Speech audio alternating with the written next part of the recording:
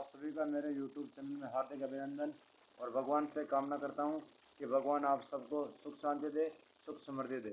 ओम गोविंदाय नमः, ओम माधवाय नमः, ओम केशवाय नमः। तो हम आज बात करेंगे कि जो ये मानव शरीर है, जो इसे स्थूल शरीर शास्त्रों में कहा गया है, जो बड़े रूप के कारण दिखता है, इस कारण इसे स्थूल शरीर की संज्ञा दी गई है। भगवान श्री कृष्ण ने इस शरीर के बारे में बताया था, गीता में अर्जुन को उपदेश के माध्यम से समझाया था कि जो ये मानव शरीर की उत्पत्ति है, जो ये प्रकृति के तीनों गुण हैं, जो रजोगुण और तमोगुण और सतोगुण के कारण होती हैं।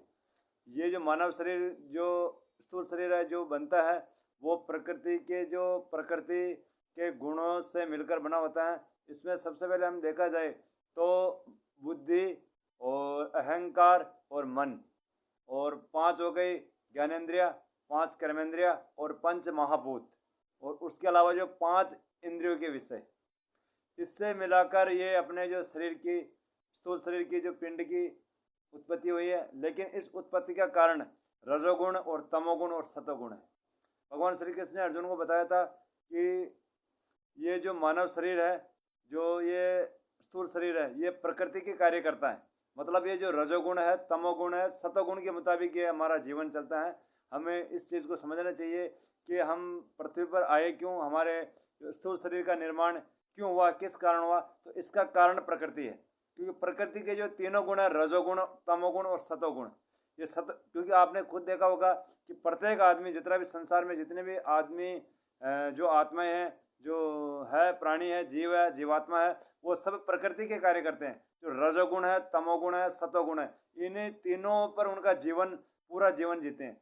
तो जो ये रजोगुण, तमोगुण, सतोगुण है, ये आदमी की उत्पत्ति के कारण है। जब स्थूल शरीर में आदमी संसार में आता है तो ये प्रकृति के गुणों के मुताबिक कार्य करने लग जाता है।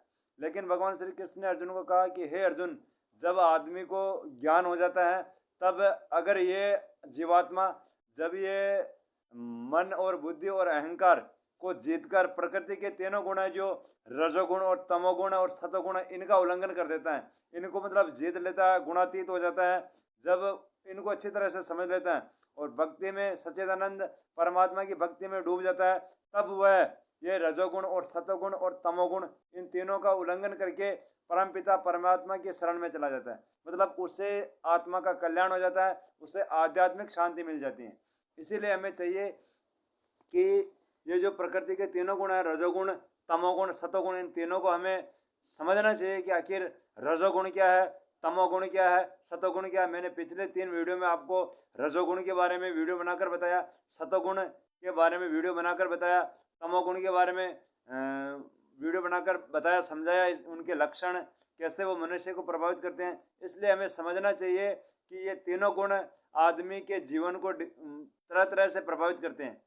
गीता में कहा भी गया था कि परिवर्तन संसार का नियम है। जो ये रजोगुण, तमोगुण, सतोगुण, तीनों परिवर्तन होते रहते हैं मानव के जीवन में, तीनों परिवर्तन करते रहते हैं। जब कोई आदमी रजोगुण जी रहा, तो ऐसा नहीं कि वो पूरा जीवन ही रजोगुण जिएगा, नहीं, उसमें बीच बीच में उतार चढ़ाव देखे जाते हैं। आपने महसूस किया, तमोगुण भी आता है और रजोगुण भी आता है। एक स्थिति आती है, वो लगातार काम गति, मतलब रजोगुण का मतलब होता है गतिशील, लगातार काम करता रहना, वो लगातार कामनाओं को चाहता रहता है। लेकिन धीरे धीरे उसके जीवन में सतोगुण भी आता है, धीरे धीरे रजोगुण मतलब तमोगुण भी आता है। इस प्रकार रजोगुण, तमोगुण और सतोगुण हमारे मानव जीवन को किस प्रकार प्रभावित करते हैं, ये हमें समझना चाहिए।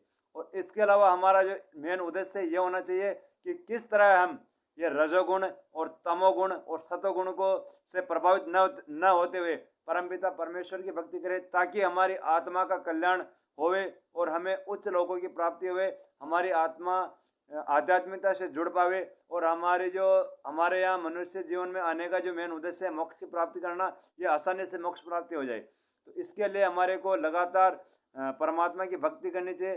भक्ति करने से ही हम, उनके नाम जाप करने से, साधना करने से हम प्रकृति के जो तीनों गुण है, रजोगुण, तमोगुण और सतोगुण, इनको हम पार कर सकते हैं। वरना ये जो रजोगुण है, तमोगुण है, सतोगुण है, ये आदमी को अंत समय तक प्रभावित करते रहते हैं।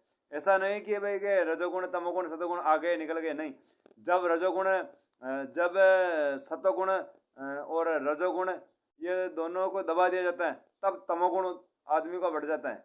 इसी प्रकार ये तीनों के अलग अलग है हमारे को पिछले वीडियो में देखकर आपको समझना पड़ेगा कि कैसे रजोगुण बढ़ता है, कैसे तमोगुण बढ़ता है, कैसे सतोगुण बढ़ता है। इनके माध्यम से आपको पूरी जानकारी मिलेगी। और आशा करता हूँ कि अगर आपको मेरा वीडियो पसंद आया हो तो आप वीडियो को लाइक करें और शेयर करें, और आप मुझे कमेंट में बताएं कि अगले समय में मैं कौन से वीडियो बनाऊं, तो जो ताकि आपको कुछ सीखने का मिले। मैं आपके लिए प्रेरणादायक वीडियो बनाता रहूं। धन्यवाद।